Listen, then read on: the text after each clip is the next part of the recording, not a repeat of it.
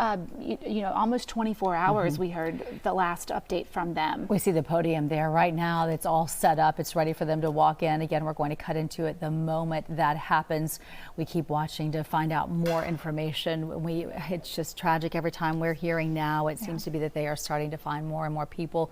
We do know, obviously, that death toll from catastrophic flooding has surpassed 100. We did confirm the deaths of 2 in Burnett County just this morning. In fact, one of them was someone that we had been following closely. A man flew in from Maryland to try to find his dad, who had been driving on a bridge. He had called and said he was really scared, afraid he wouldn't make it because his car was being swept into the river. And then they did confirm that he unfortunately did not make it. We just found that out a little while ago. Oh, just devastating. Of course, the majority of the 100 deaths are in Kerr County, home to Kerrville, Hunt, Texas, where so many of those camps lined the Guadalupe River. At last check, we were still missing 10 of the little girls and 1 counselor. They had not yet been found. And so we may learn in this update that that more have been identified. There were still several children who had not been identified, and we know there were several local families here in Houston still waiting on identification. I can't even begin to imagine what those families are going through who are in the Kerrville area waiting on notification, some of them having to go and give DNA samples, during the most horrific time of their lives. And this has been going on for 5 days for these families now. So you just picture day after day after day. It's unfathomable. Let's check in with them right now. I believe they're all set and find out any new updates. Let's listen in. Looks like they're still starting to set up and get everything ready. Yeah, you see the county judge, the sheriff's office, the Kerrville city manager, DPS troopers standing behind him. These are the first responders who've been on the ground since day one and have also faced a lot of scrutiny. It looks like they're going to begin today. Now. Larry Leith, the Kerr County Sheriff. I'm going to kind of go over some brief notes with y'all real quick, then I'm going to pass it on to the mayor. Hundreds of first responders remain along the Guadalupe River in Kerr County working to reunite families. The large search and rescue effort, including local, state, federal, and volunteer agencies, continue. As of 8 a.m. Central Time, 87 deceased have been recovered in Kerr County, including 56 adults and 30 children. Identification is pending for 19 adults and 7 children, with 1 additional person still unidentified. At present, 5 Camp Mystic campers and 1 counselor still remain unaccounted for. We ask private boats to stay off the Guadalupe River to allow search and rescue teams to operate without any interference. This is a tragic time for us. We're so grateful and thankful for all the resources that have been provided to us to do this job. And I can assure you we will not stop until this mission is complete. At this time, I'm going to turn it over to City Mayor.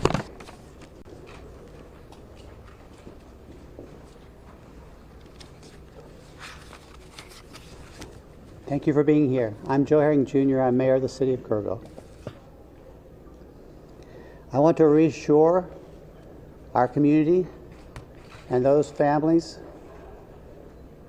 that the city, the county, the state, and the federal experts are working together, not separately, but as one team. If you go inside the Emergency Operations Center, you don't see silos. You see one team. I want to talk briefly about in-kind donations. The outpouring of generosity has been tremendous, and we are grateful. We are working on a new system to accept donations. And when those plans are complete, we will post them online on the city's Facebook page. We are grateful. We need a new system to handle the generosity of the world. Financial donations can still go to communityfoundation.net. That's the community foundation of the Texas Hill Country.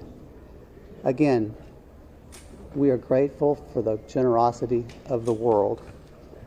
Over and over, I've asked you to pray. It occurred to me that I haven't asked you for what to pray specifically. Please pray for those who mourn, for those who wait, and for those who help. Now I'd like to call on Lieutenant Colonel Ben Baker.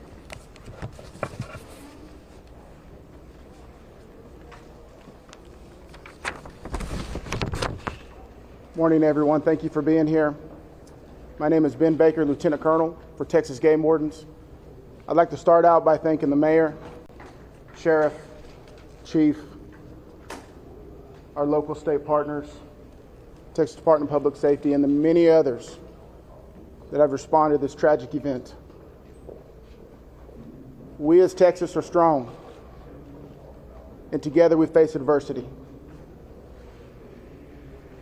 Your Texas Game Wardens responded in the early mornings of Friday to this tragic event, along with many other local and state partners. Since the early mornings of Friday, your Texas Game Wardens have had over 300 game wardens in the area, serving the people of the state of Texas and the citizens of Kerr County. Among that, we've searched 26 river miles since the tragic event has started. We've had approximately 444 rescues, 30 recoveries. Some of our resources and assets we have dedicated to this tragic event include 2 helicopters with hoist teams, 12 drone teams, 10 K-9 units, 9 swiftwater boat crews, 15 airboats, 16 UTVs, and 169 four-wheel drive vehicles. Your Texas Game Wardens will remain here and serving the community. We just ask you to continue to pray for the victims, for the families, for your first responders, for everyone involved. We'll open it up now to questions, if anybody has any. Can you talk about how challenging it is for you guys in the mud, the big trees? What's been like the different terrain? No, thank you for that question. Extremely challenging. You know, we've got, of course, your Texas Game Wardens out there, your local, your state partners, Texas Task Force 1. We've got the National Forest Service out there.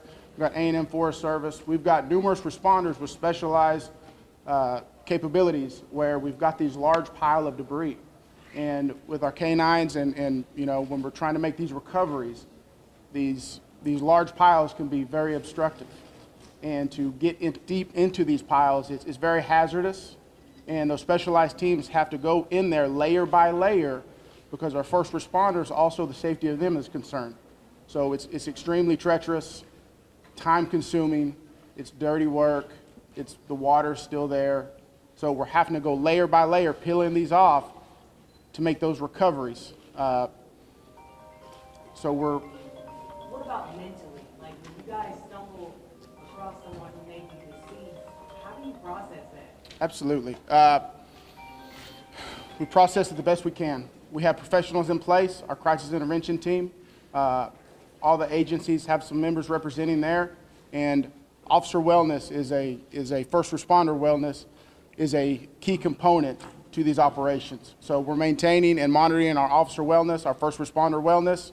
We're making sure they have the support.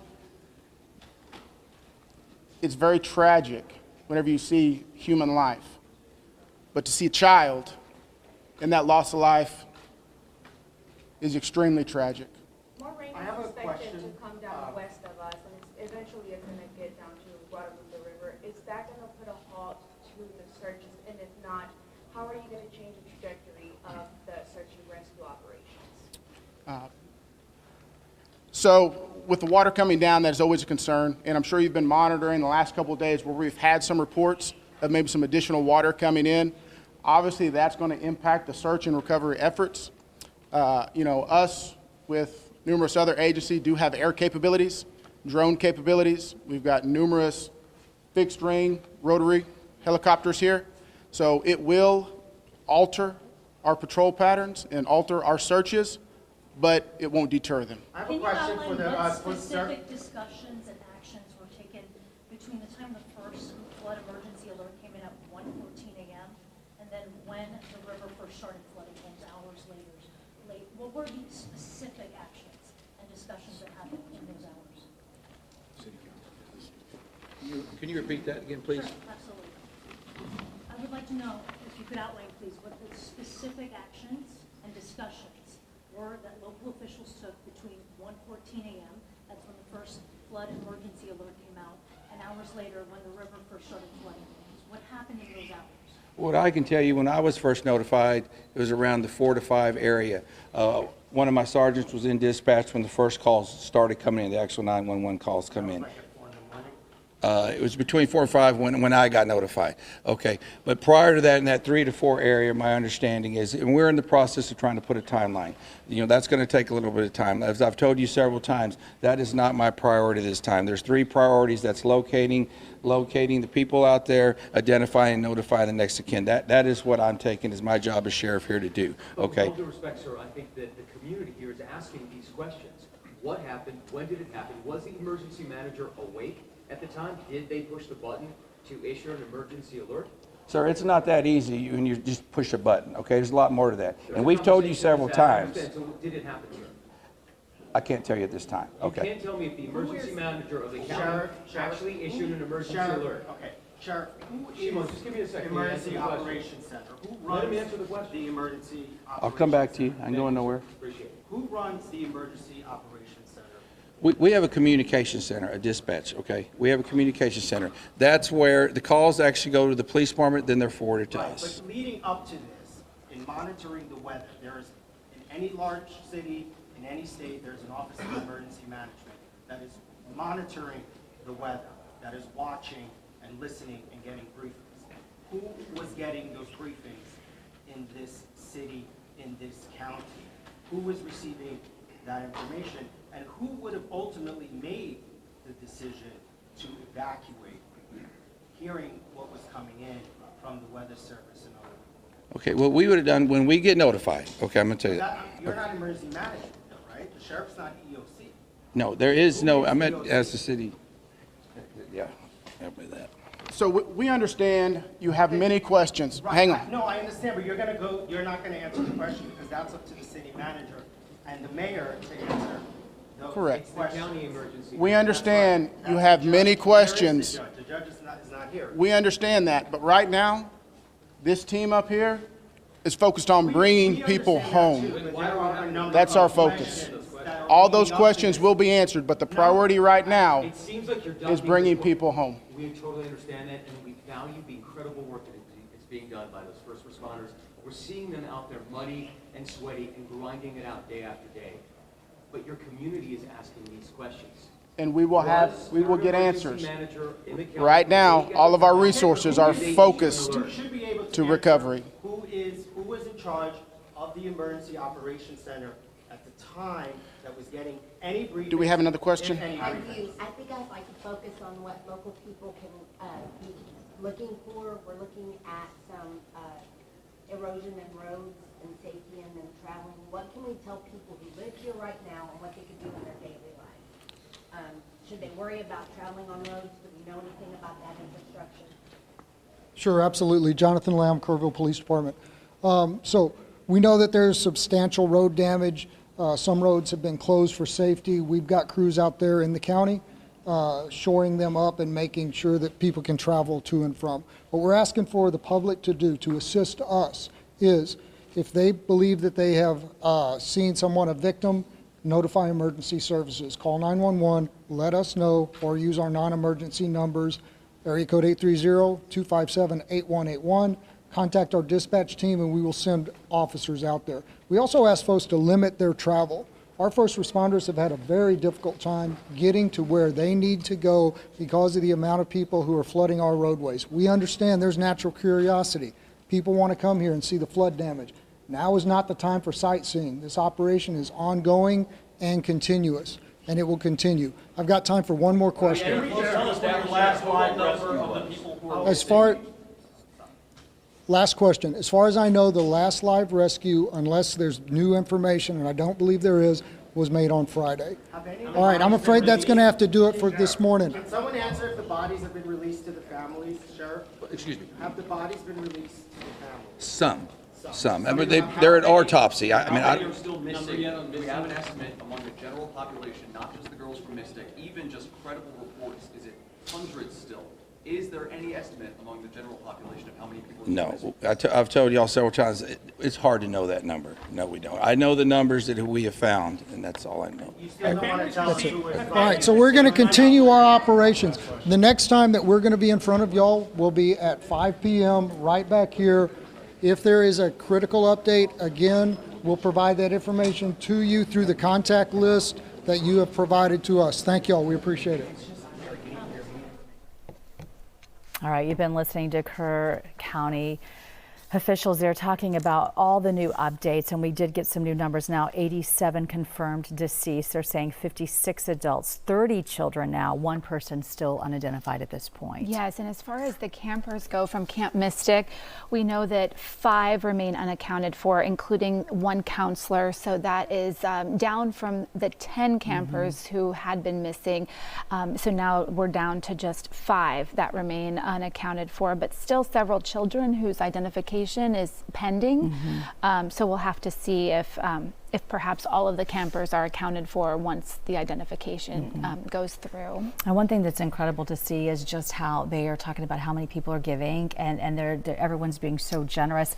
Almost they're trying to figure out now how to pull all that off. So they just reminded you, if you just want to hold off for a minute, Kerrville City Facebook page is soon going to have an update to say how it's easiest going to be if you have especially physical things that you want to donate, that communityfoundation.net is the best way for financial donations. So we'll be continuing to monitor that for you and give you all the new information throughout the day. The next update is at 5 o'clock, when we will take that for you live here on air and on the Free Fox Local app. Right now, we're going to take you back to regular programming, but please join us over on our Fox Local app on your second screen, where our coverage of the Texas Hill Country flooding continues now.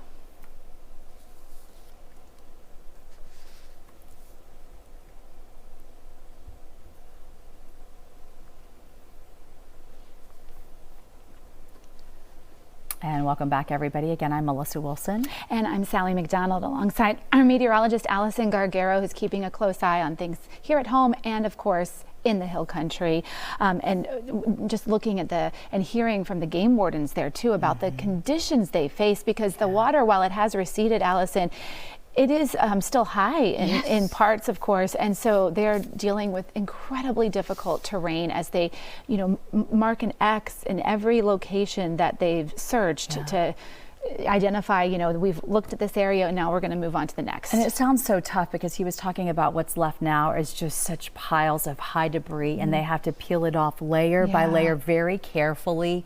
What are the conditions like there right now? Is it hot and steamy? What does it feel like for those people? Because we heard them talking about how hot and sweaty they were. It sounded pretty rough conditions. Yeah, and it's 10:19 in the morning. That's the problem, is that no, there's not going to be as high of rain chances today, which is good news in one sense, but then the other side of that is it's just going to be hot and humid out there. And we know what it's like here in Southeast Texas, and it's a very similar story. So I mentioned that rain chances are going to be down today, could be picking up a little bit tomorrow. So there are no flood warnings, no flood watches, which is awesome.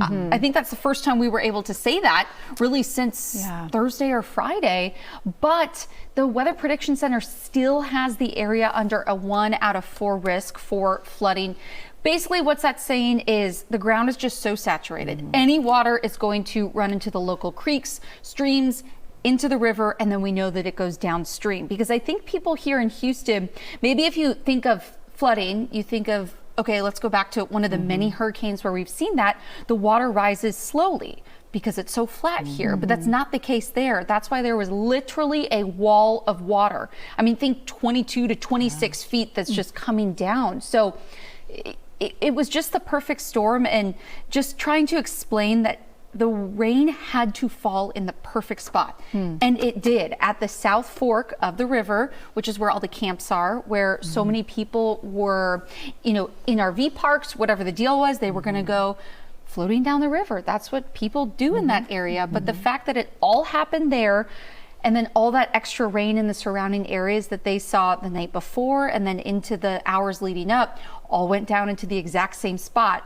the Guadalupe River at Hunt, and then it just went down from there to Kerrville, down to Comfort. So it just truly was the perfect storm. But the good news is we will be seeing some drying. So I'm really thinking Thursday, Friday are going to be dry. But the problem is maybe on the weekend, and there's so many people that want to get out and help, there's going to be more rain. So it's just a good idea to probably stay away and do your part. That's what they're in other begging ways. everyone to do. And I was actually just in our morning meeting a few minutes ago, and I believe, and we'll have to double check on this, but Bubba's and I believe it was Texas Roadhouse are going to be donating all of their proceeds. Oh, so wow. if you can't leave town, you can nice. just go eat and do your part that way. Oh my What a goodness, good way to do 100% of proceeds. That's huge. And I loved what Kerrville's mayor says, because he was saying, somebody might not have money to donate, they might not have time to donate and become an official volunteer. And he said that we can all pray.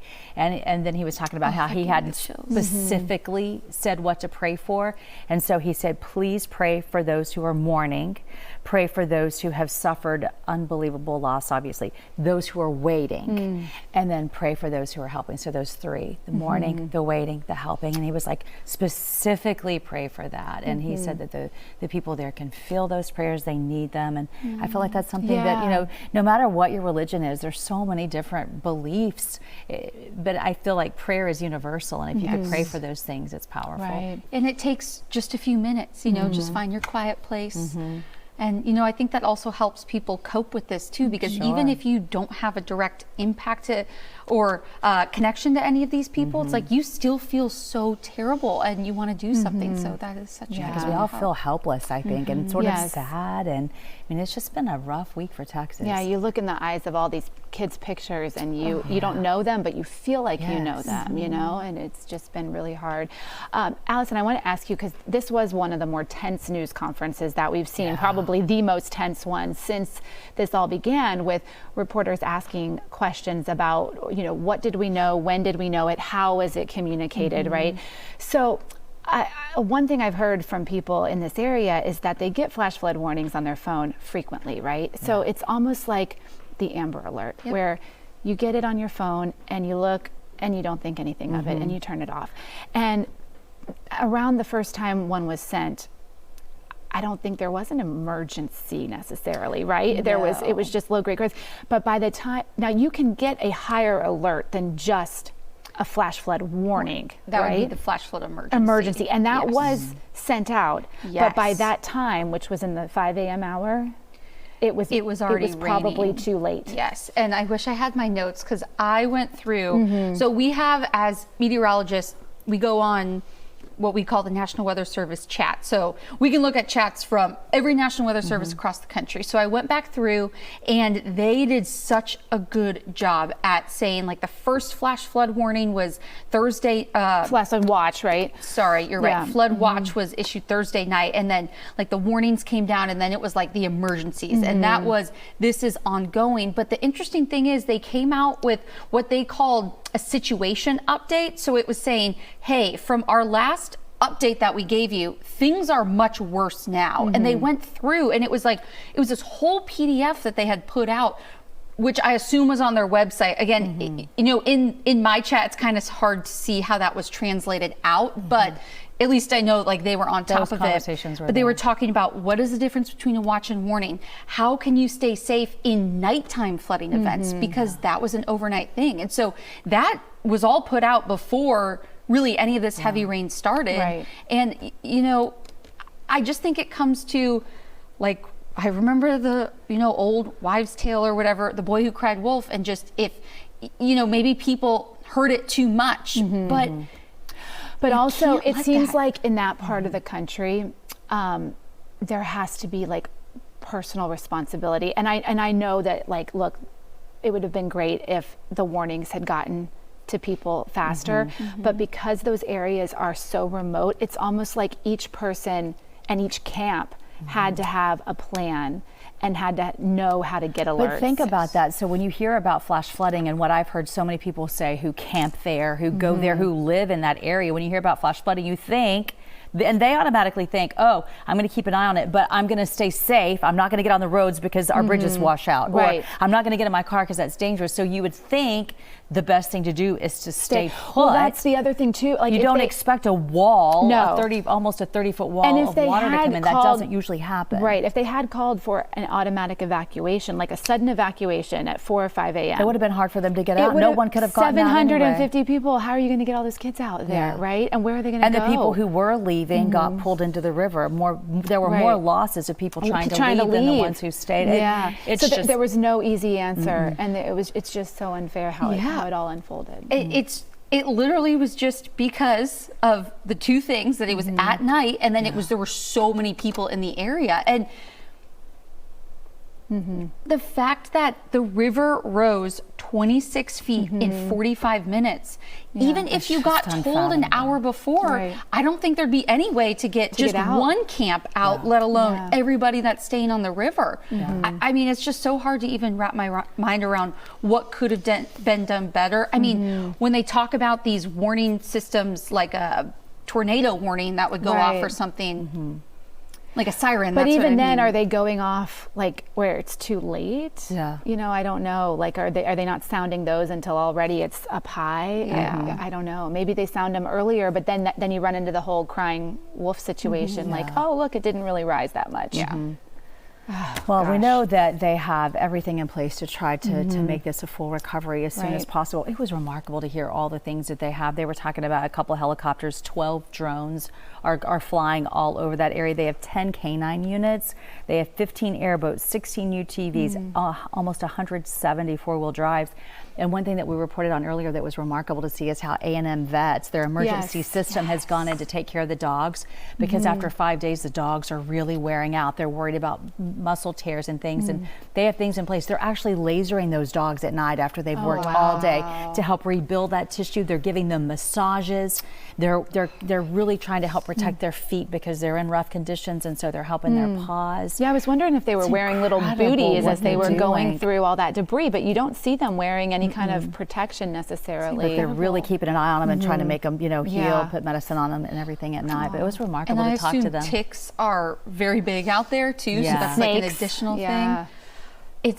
I mean, it's just so awesome. And like we talked about at the top, how they are going in and doing these search and recovery efforts, but it's just a pile of trees and branches. So the fact that the canines could say, no, like I smell someone, or whatever their amazing senses are, that just helps so much. Yeah, it's really helping out.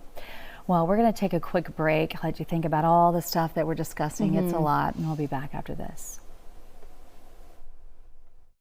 Fox Face Off, we tell the raw, unadulterated truth. Fox Soul Face Off. We are given the platform here with no fear. Always comes out swinging. We should be saying, hey, stop shooting and killing people. Nothing held back. They wanted black hip-hop moguls and artists to continue the feud. No punches pulled. And shut the hell up. You interrupt me all the time. Tune into the show where opinions collide. Fox Soul Face Off. Weeknights at 12:30 on Fox 26 at Fox Local. Hey, besties! What is a bestie? I like you. She's fun. It's about to be a good time! She's always looking out for you. Since you're my bestie, I will handle it for you. She makes you think. Here to uplift and empower. She's always encouraging. You are that girl. Chelsea Edwards, your bestie in daytime. I get the spiritual moments. Chatting with Chelsea, weekdays at 12:30 on Fox 26 and streaming on Fox Local. I'm Isaiah Carey, here to shake things up with the stories that hit hard and matter most.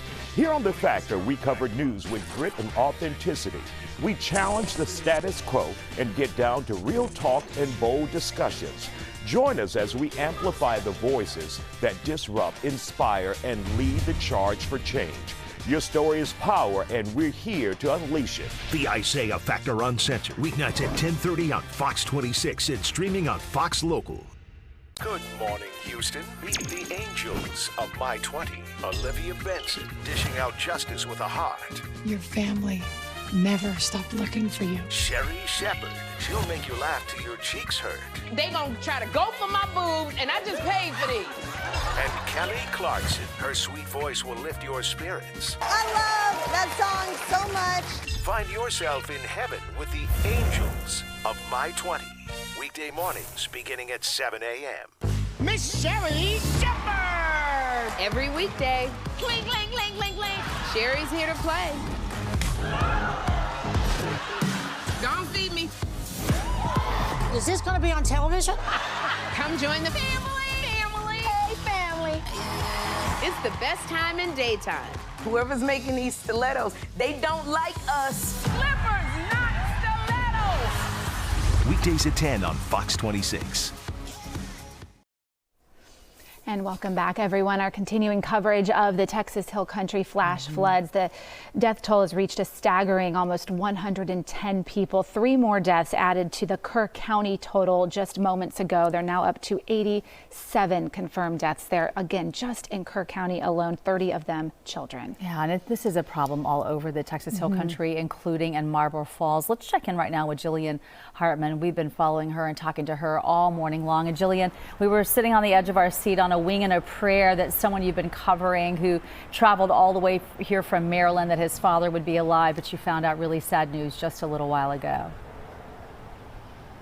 Yeah, we were holding on to hope, and we just had learned a heartbreaking update. Authorities have now recovered a 5th body. William Venus Sr., they tell us that they recovered his body after he had been traveling, going home the other day, early Saturday morning along this bridge when the creek here overflowed, and he was swept away by floodwaters. And yesterday I spent the day with his son. He had traveled here from Maryland to join authorities in the search and try to find his dad, and we were walking along the creek here as he was looking at all the devastation, the debris, the toppled trees, and he got emotional telling me that he was really hoping, praying to find his father.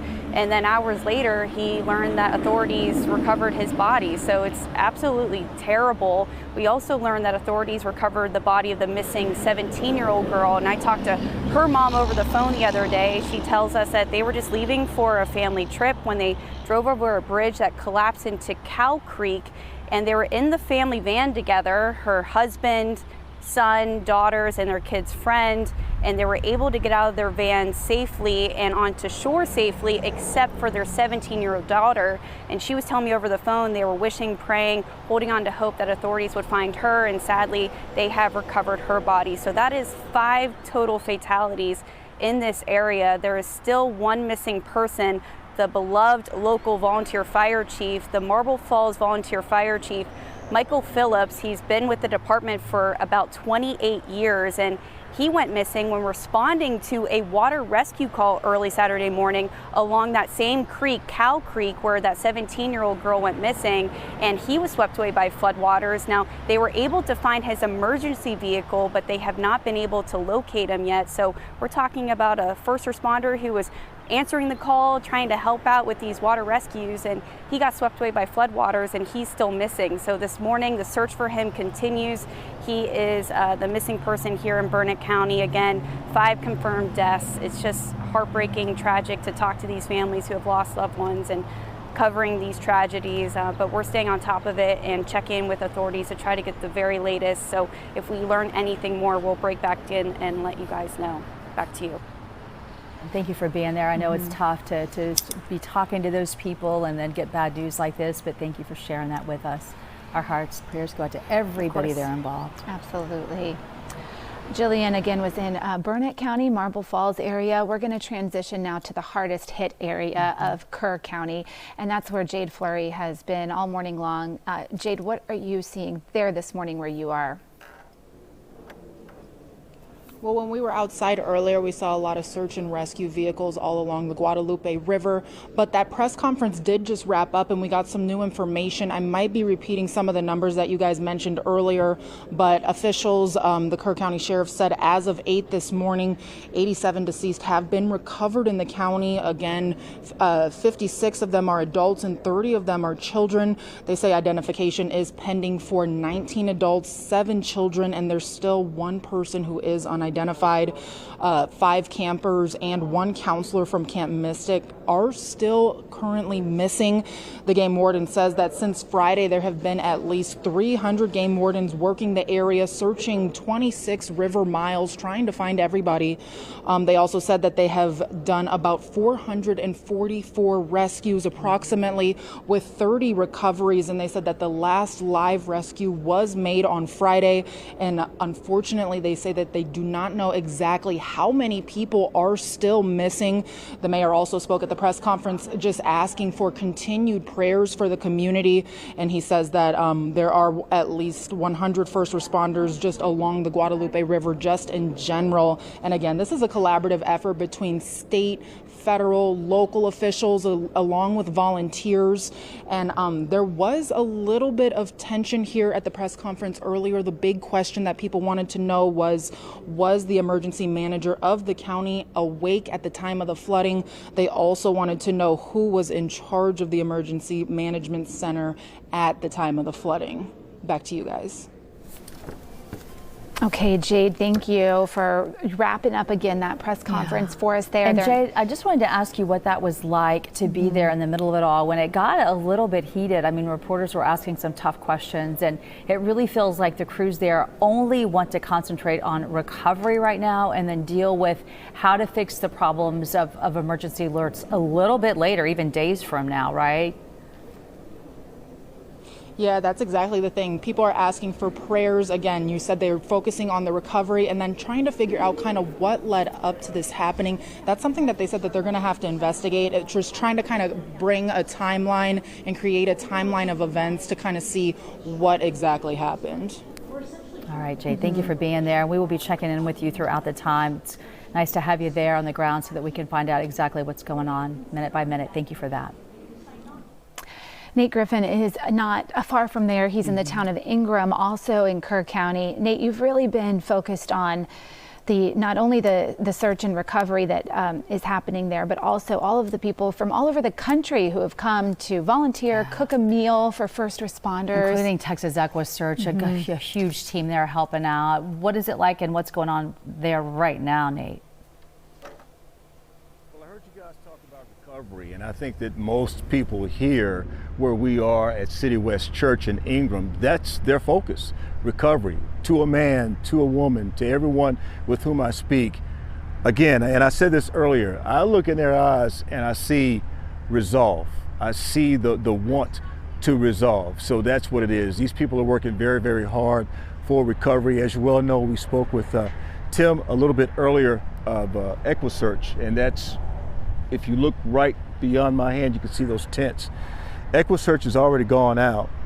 They've mobilized a little bit earlier, and they're going out, doing what they do. They're looking to see what they can find near the river, and they did that yesterday. A very, very dangerous, very tedious job, but Tim Miller has been phenomenal in being able to get this done and be successful at it. So what I'm seeing here, a lot of mobilization. I've been seeing 15, 20 cars leave at the same time. No idea where they're going, but certainly they have a goal in mind. And part of the goal is to bring this complete area to some sense of normalcy. It's not been that for a few days, but because of the efforts of the Salvation Army, Mercy Chefs, because of the many volunteers, and you guys talked about some of those volunteers from being all over the country, that is something that's huge. And it's really, really good to see that is what they're focused on right now more than anything else. I think I did hear a city official talk about being better the next time. And so of course they want to focus on being better the next time. Hopefully there is no next time, but just in case there is, they want to be better. But in the meantime, it's all about recovery. And that is what we're seeing here at City West Church in Ingram, guys. All right, Nate, thank you for being there in the middle of it all. It's so good to see you. I'm glad you're doing okay. Hang in there. I know it's tough to witness everything that's unfolding there. Thank you. We'll be okay. All right, we want to go now to one of our other Fox reporters who's in the town of Center Point, Texas. This is Peyton May, live there for us. Peyton, what are you seeing where you are? Here in Center Point, a little downstream of the Guadalupe River, you could just see how much devastation there is in this area. You can see how fast those waters were rushing on Friday. I mean, this is a slab of concrete. It's heavy. Now imagine this entire wall being filled with concrete slabs, and that was all washed out and toppled over during the flash flooding. There's crews in this area that are actually putting up power poles that have been knocked down, power lines. They're really been working around the clock, kind of restoring power in this area. Now behind me here, there's also search crews, and there's departments from all over the state. I mean, we're seeing military members, fire departments, law enforcement, police from San Antonio, from Houston. They've told us that they are ready to stay as long as possible to continue with searches. There's also construction companies that we've talked to. They have teams of people here. They were let off work for as long as needed to bring out chainsaws, to bring out hats, gloves, boots, equipment to help with the response efforts here. I mean, there is just so much damage. You could see uprooted trees all throughout the riverbank of the Guadalupe, and these are massive trees. Everyone is really coming together, doing as much as they can, as there are still missing people, unfortunately, a lot of kids. But I have to say, these first responders here have really been working together around the clock. There's volunteers that have been coming out as well that have registered with them to help out and do everything that they can. Reporting in Center Point, I'm Peyton May. Reporters all over the place down there giving us updates of what's going on. Yeah, such a beautiful place that the Guadalupe River is, home to so many wonderful memories for people, and it's really difficult to see it like that now. All right, we're going to take a quick break. We'll be right back.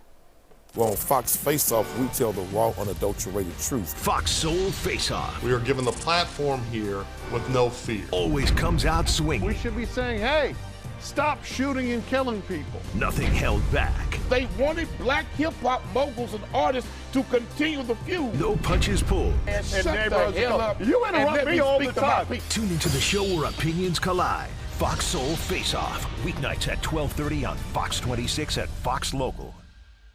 Hey, besties. What is a bestie? I like you. She's fun. It's about to be a good time. She's always looking out for you. Since you're my bestie, I will handle it for you. She makes you think. Here to uplift and empower. She's always encouraging. You are that girl. Chelsea Edwards, your bestie in daytime. I get the spiritual moments. Chatting with Chelsea, weekdays at 12:30 on Fox 26 and streaming on Fox Local. I'm Isaiah Carey, here to shake things up with the stories that hit hard and matter most. Here on The Factor, we cover news with grit and authenticity. We challenge the status quo and get down to real talk and bold discussions. Join us as we amplify the voices that disrupt, inspire, and lead the charge for change. Your story is power, and we're here to unleash it. The Isaiah Factor Uncensored. Weeknights at 10:30 on Fox 26 and streaming on Fox Local. Good morning, Houston. Meet the angels of My 20. Olivia Benson, dishing out justice with a heart. Your family never stopped looking for you. Sherry Shepherd, she'll make you laugh till your cheeks hurt. They gonna try to go for my boobs, and I just paid for these. And Kelly Clarkson, her sweet voice will lift your spirits. I love that song so much. Find yourself in heaven with the angels of My 20. Weekday mornings beginning at 7 a.m. Miss Sherry Shepherd. Every weekday. Clink, clink, clink, clink, clink. Sherry's here to play. Don't feed me. Is this going to be on television? Come join the family. Hey, family. It's the best time in daytime. Whoever's making these stilettos, they don't like us. Slippers, not stilettos. Weekdays at 10 on Fox 26. Welcome back, everyone. Several Houston area families are still waiting for answers about their missing loved ones. That's right. Yeah, we're still waiting for the identification of some of the children who have been recovered and adults, and they're still missing campers and one counselor from Camp Mystic.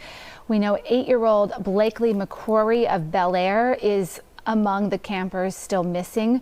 Her grandfather shared this picture of her. She's just the cutest little thing. He called her the sweetest, happiest little girl. And at camp, you know, you write letters to loved ones, and you get like the old-fashioned way. You get to mail them with stamps. And so this is truly just heartbreaking. But the letter she had written days before the tragedy just arrived at his home. Well, it was the most difficult thing I think I've ever done is to open that letter and read it. It was, you can imagine, I knew she was gone, and yet here this letter was, and it was rough.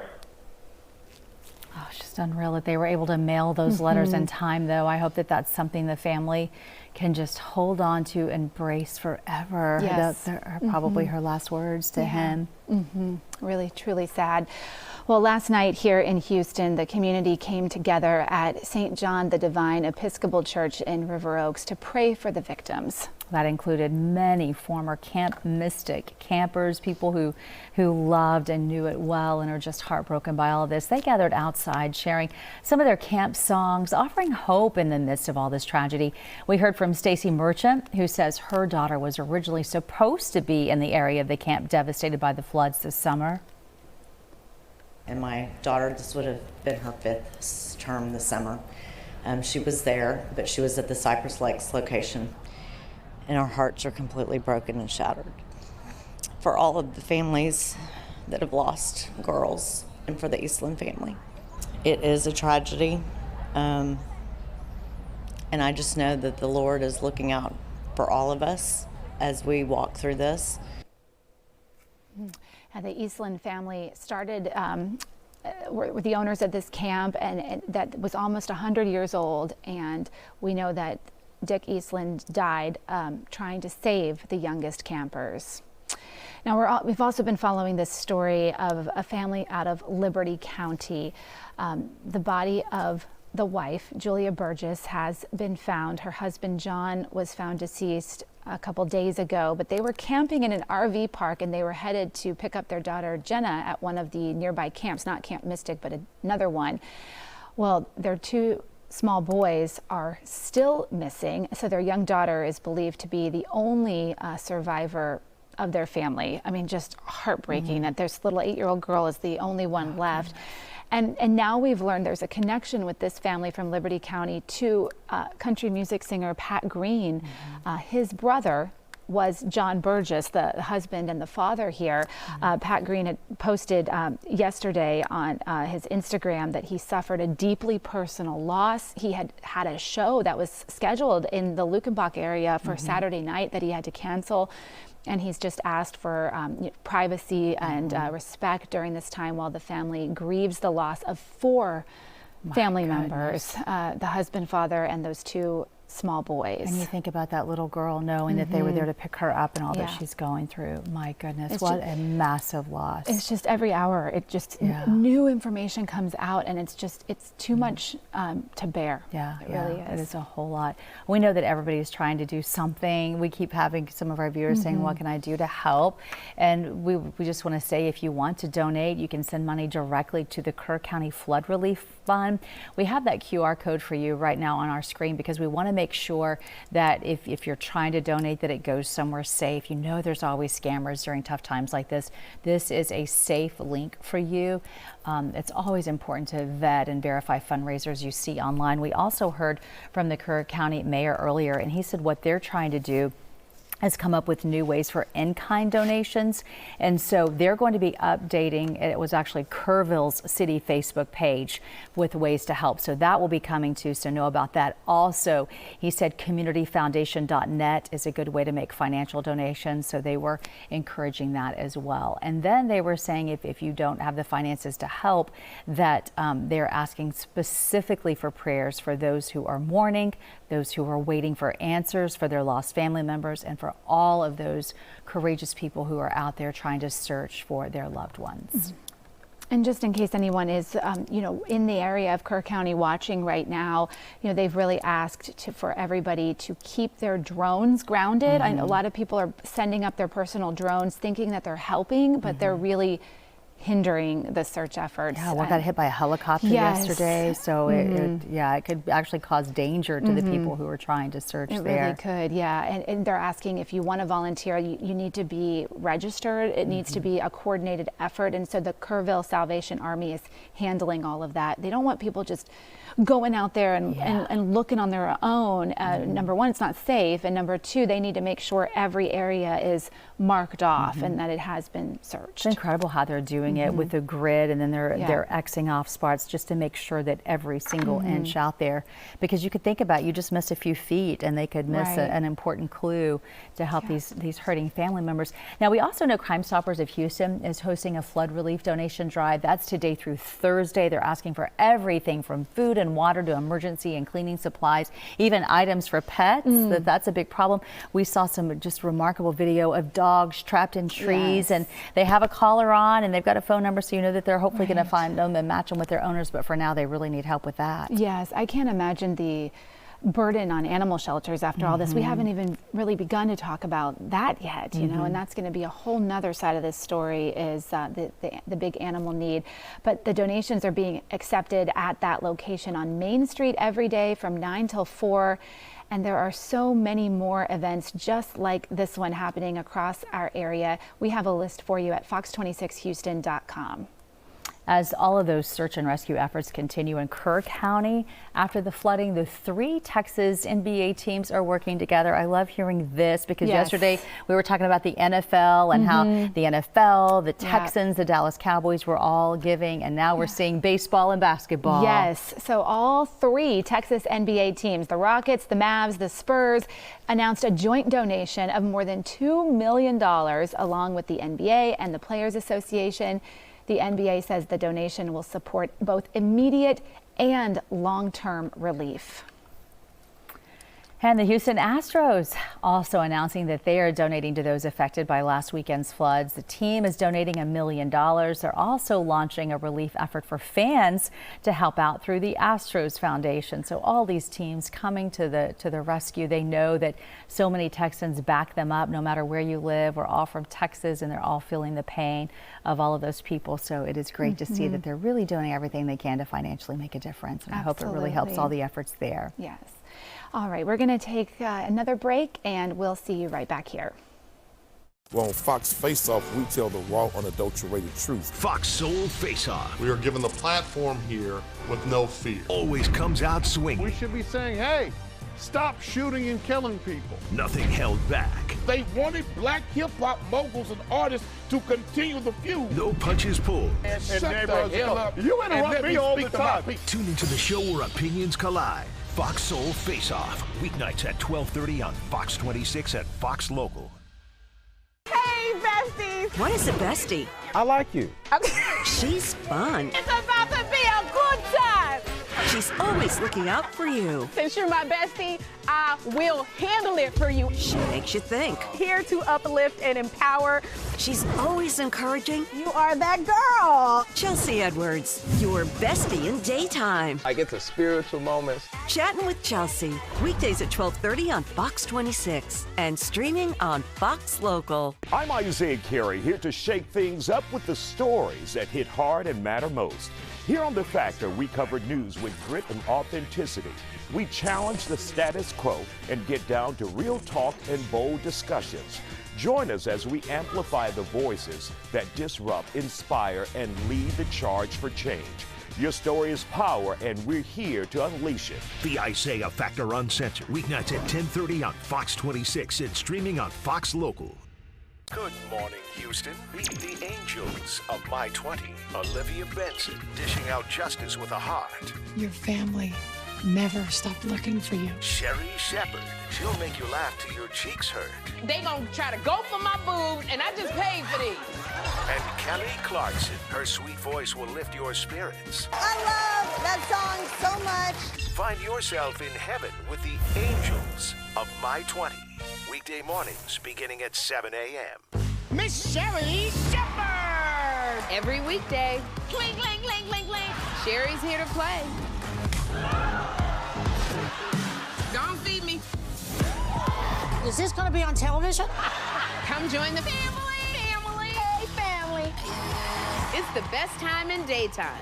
Whoever's making these stilettos, they don't like us. Slippers, not stilettos. Weekdays at 10 on Fox 26. Well, we know that a lot of people are hurting in our community, but one thing we know for sure, we are Texas strong. Yes, we are. They even changed the name of the Hunt store to Hunt strong in Yeah. Hunt, Texas, right?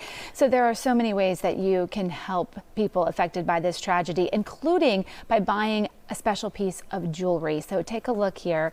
James Avery is donating all of its proceeds from its Deep in the Heart of Texas charm to relief efforts now through August 4th. I believe it's $50 to $60. And again, like 100% will go to the relief efforts. James Avery also committing $1 million to the needs in Kerrville. A lot of people are saying it is out of stock, but James Avery just posting a little bit ago that the team's working hard to replenish the inventory of this charm, and you can visit your local store or contact customer service in the meantime to place an order there. I didn't know the hometown of James Avery is Kerrville. Yeah, and I had no idea. I think it's so amazing that obviously people are getting on the bandwagon with this if they're out of stock at the moment. So people are really saying, you know, you wear that, it's a reminder to think about those people, to pray, and then at the same time you helped out. That's a beautiful gift right there. It really is. And they've had this charm for a while, but the heart looks like, I mean, it's right there where Kerrville is, you know? Incredible. Beautiful. Well, we want to thank you for joining us, everybody, here on Fox Local. You know that we are going to continue all of our coverage of the deadly Texas floods on air and on Fox Local. You can go to the free app anytime for the latest on recovery and relief efforts, and that's also where we'll be streaming news conferences throughout the day. We'll see you back here soon. Well, on Fox Face Off, we tell the raw, unadulterated truth. Fox Soul Face Off We are given the platform here with no fear. always comes out swinging. We should be saying, hey, stop shooting and killing people. Nothing held back. They wanted black hip-hop moguls and artists to continue the feud. No punches pulled. And neighborhoods come up. You and interrupt let me all the speak to my time. people. Tune into the show where opinions collide. Fox Soul Face Off, weeknights at 12:30 on Fox 26 at Fox Local. Hey, besties! What is a bestie? I like you. She's fun. It's about to be a good time! She's always looking out for you. Since you're my bestie, I will handle it for you. She makes you think. Here to uplift and empower. She's always encouraging. You are that girl. Chelsea Edwards, your bestie in daytime. I get the spiritual moments. Chatting with Chelsea, weekdays at 12:30 on Fox 26 and streaming on Fox Local. I'm Isaiah Carey, here to shake things up with the stories that hit hard and matter most. Here on The Factor, we cover news with grit and authenticity. We challenge the status quo and get down to real talk and bold discussions. Join us as we amplify the voices that disrupt, inspire, and lead the charge for change. Your story is power, and we're here to unleash it. The Isaiah Factor Uncensored, weeknights at 10:30 on Fox 26 and streaming on Fox Local. Good morning, Houston. Meet the angels of My 20. Olivia Benson, dishing out justice with a heart. Your family never stopped looking for you. Sherry Shepard, she'll make you laugh till your cheeks hurt. They gonna try to go for my boobs, and I just paid for these. And Kelly Clarkson, her sweet voice will lift your spirits. I love that song so much. Find yourself in heaven with the angels of My 20. Weekday mornings beginning at 7 a.m. Miss Sherry Shepard! Every weekday. Clink, clink, clink, clink, clink. Sherry's here to play. Don't feed me. Is this going to be on television? Come join the family. Hey, family.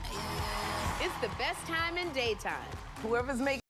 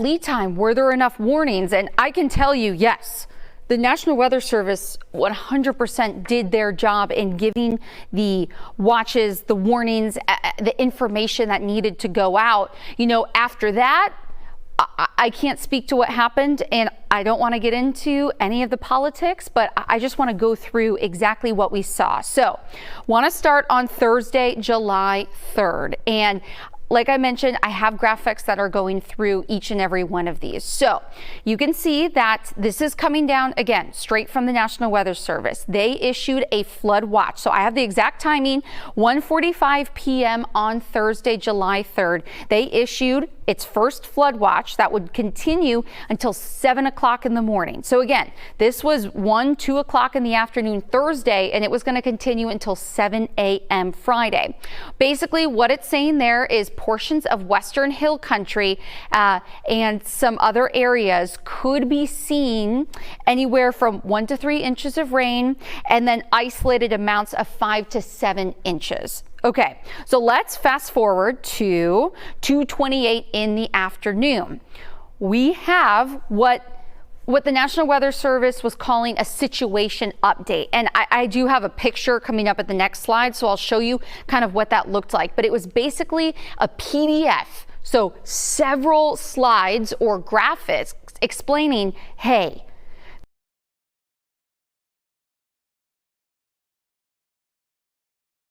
later, less than, about 45 minutes later, they were saying how the flood threat is increasing, and they went through details on what is a flood watch versus what is a flood warning, a flash flood warning, a flash flood emergency, which we ended up having 9 in total. And I'll have more details kind of on that in just a moment.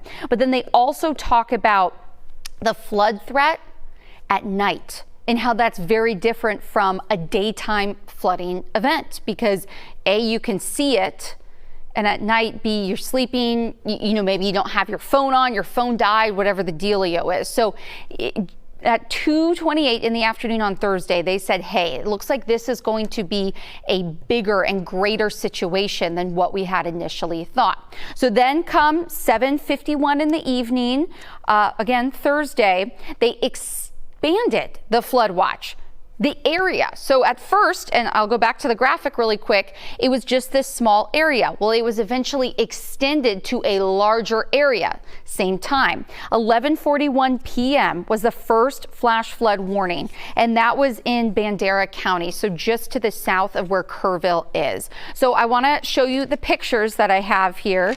Don't know why I was turning my page yet, but we have that situation report that I mentioned. So there were several different graphics, and I just put 2 on the screen, but they had several saying, hey, what has changed? That the flood, from the first briefing of the event, that the flood watch was expanded into hill country, but also that we could be seeing even heavier rain, so that there was a marginal to slight, so a 1 or 2 out of 4 risk for that flooding. So they were kind of looking at the model saying, hey, this is looking to be a bit more intense than we had originally thought. And then you can see this graphic on the right, flooding at night. Sometimes it's difficult to see during the day, but it's impossible to see at night. And that is the truth, especially with this wall of water. You probably couldn't even see it coming in the daytime because of just the meandering and hills and valleys that we have in the area, but something that we're watching closely. Okay, so now we're into July 4th. This is Friday. At 1:06 in the morning, there was a flash flood warning that was put out for central Kerr County. So we had the flood watch, but now